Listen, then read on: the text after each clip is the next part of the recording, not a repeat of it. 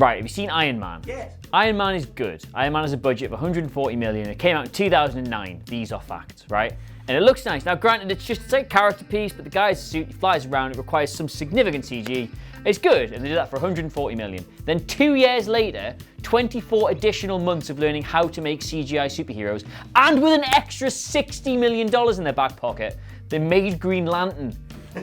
Right? The same people. And not the same people, but the same race of people. Like, we as a species and a culture still managed to make it. Western civilization still came out with it. And they decided, because they've got to make all these like random animated fists and fighter jets and guns and stuff, right? To make it look consistent with everything else, they just CG everything else. Because why have a suit which you can make look a bit CG when you can make Ryan Reynolds dance around in pajamas for 2 months filming and then just make it all look CG? But then to keep the consistency even more, like, all we just do is mask. They put like little dots on his face and just did the mask CG. But the problem with that is that like the skin on your face moves loads more than like computer animations can. So every time he emotes, it just kind of like takes a second to catch up with everything he does and then doesn't even do it properly in the first place. And so I actually don't mind the Green Lantern movie. Okay. I don't think it's as bad as everybody says it is, but I have to watch it on a small television in a room with too much light in it, because if I start like squinting and looking at the visual effects, I want to jump out of a window. There's only one for me. It was the movie that made me literally burst out laughing from the first frame. It's Henry Cavill's mustache in Justice League. Just ludicrous that they went forward with that. I obviously get the reality of the production schedule. They had to turn it around very fast. I know there was a whole snafu with he'd grown a mustache for Mission Impossible and the production company wouldn't let that happen. You had to keep his tash or whatever. But just don't do it. Just don't open the film on it. Like, it's just terrible. I remember that when all the early production, all the early preview screenings happened, and that one image of him was circulating everywhere where he's kind of going like that, and it was just like, and then people go, no, this is literally what it's going to look like, and then just preparing for it and going, it can't be that bad. It's a big budget film. They have X million dollars or whatever they have. The whole, making the DC universe work is riding on this film, and you open it with that gummy load of madness. So yeah, it has to be that. I don't know what else you've got, rest of you people, but Henry Cavill's mustache is legendary for all the wrong reasons. I want to preface this by saying it is very bad banter to rag on Twilight in the year of our Lord 2019. All the jokes have been made, but for some reason, this one element of Twilight Breaking Dawn Part 2 is surprisingly overlooked. We've had the sparkling vampires, we've had another load of bad jokes that don't work anymore, but this baby in the opening of Breaking Dawn Part 2 is the worst bit of CGI potentially ever. Honestly, like genuinely, the way this monstrous child is in this scene is just horrible. It's supposed to be this lovely bit. Bella Swan has almost died giving birth to her child, Renesmee, I think she's called. And then she's seeing her for the first time. And the camera pans around, the baby turns over, and it's this CGI monstrosity with this like doll-like face looking straight into her soul. And she takes it off her, and there's this lovely cut. It's because it's all shot really strange as well. It's a lovely cut reaction shot of Bella, and she sort of goes, ugh. But it's not supposed to be like, ugh. And then it cuts to Edward, and he's like, oh my God, what's this? But it's supposed to be this lovely, loving thing, like the score swells, everyone else is smiling, and it looks rank. And I hope we can show so much footage, because the way it's shot and the way it cuts to everyone and the way this baby just stares people straight into their soul is horrible. There's a bit where the baby's looking up at its mum and it touches her face, and then she like sees her future. And then it cuts back to the baby. The baby's like, yeah, you love that, don't you? Ooh. It's monstrous. And then they get like a doll later on that looks somehow worse. If it's between this and then the kind of acting you need to do in American Sniper, I think it was, when Bradley Cooper holds this fake doll baby, I don't know what's worse.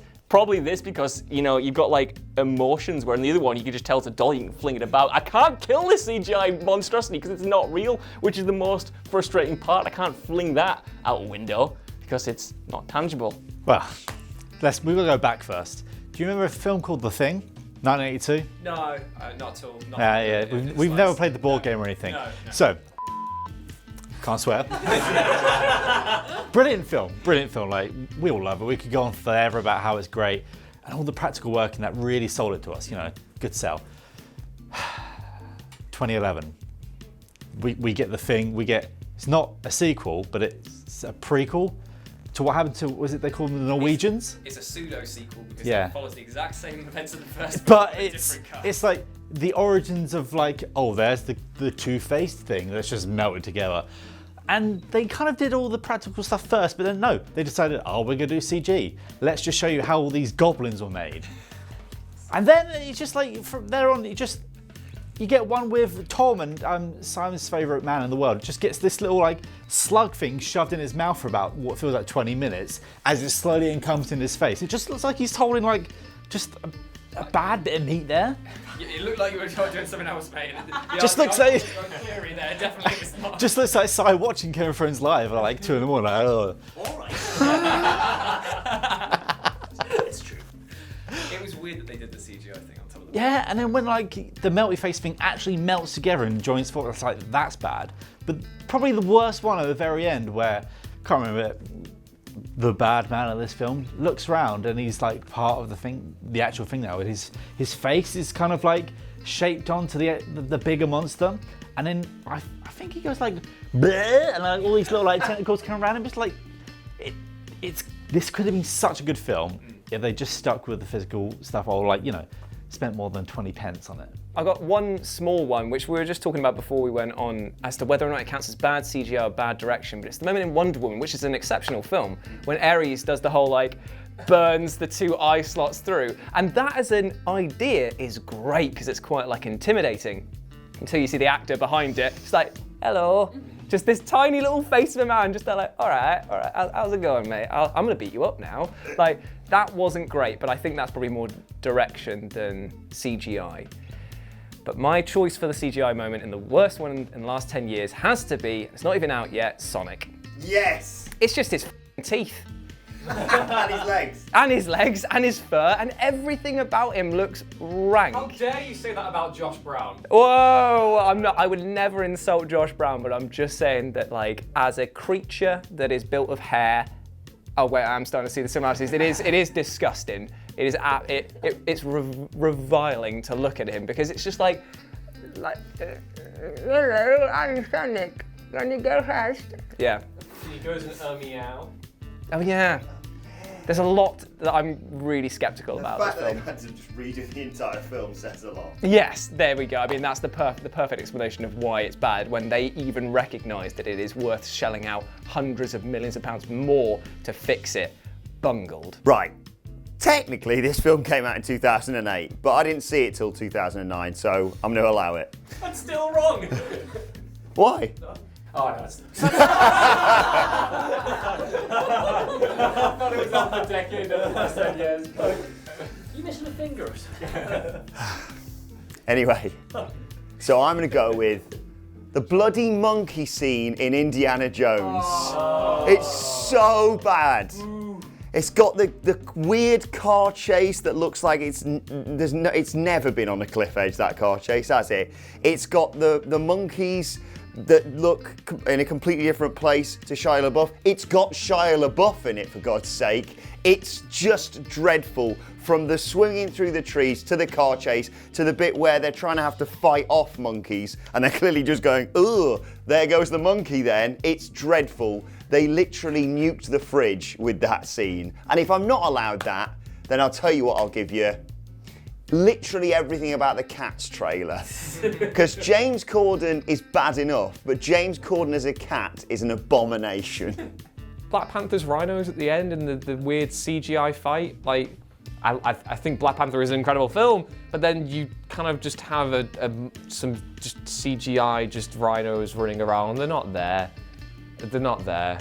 And I know superheroes don't exist either, and that the world's a very miserable place, but I did want to believe that there were rhinos that were on that battlefield. And the actual end fight between Black Panther and Killmonger kind of reminds me of those old CGI battles that you'd see in like Blade and the 2003 Daredevil, when he's fighting Bullseye. It's like the CGI kind of like Matrix, the sequel. Which one was it? Revolution. Reloaded. Yes, when Neo's there doing that little kind of spinny thing, the CGI there kind of reminded me of that, and it wasn't very good. I am split between two.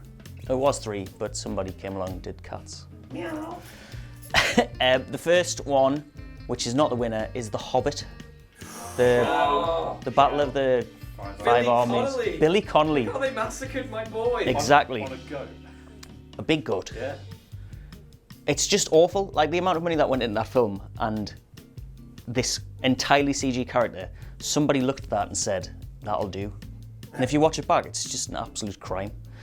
But even better than that, because of the circumstances, is Avengers Infinity War. So you're not allowed to say bad things about that film.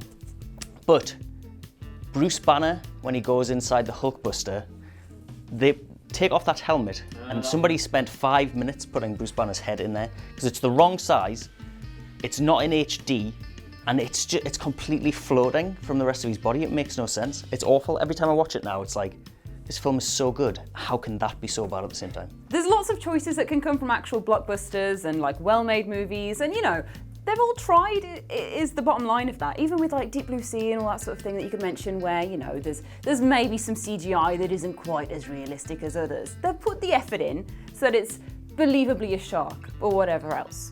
But then there's one film which I would like to mention, which it does go for the realism of animals, but just copy and paste loads of the same one everywhere to make it look like they're all attacking, and that's Birdemic, Shock and Terror.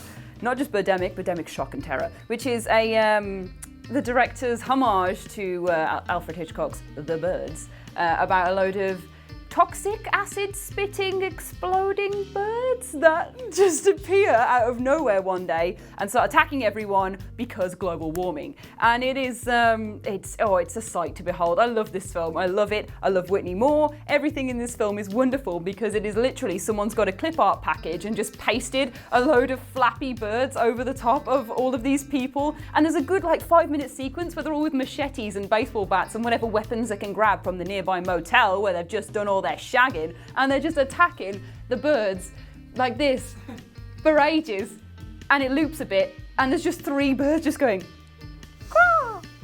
Doesn't one of them have a coat hanger as well? Yeah, they do. Look, they take what they can from the motel jewels, but yeah, it's just fantastically. And like it's bad, but it's bad in a wonderful way. I think more films should embrace this sort of level of, you know, hey, there's some birds, you know they're birds. It's the same one for an hour and a half, just flapping away. But you know, what I'm here for it, I think it's very good. But it's definitely the worst CGI of the decade.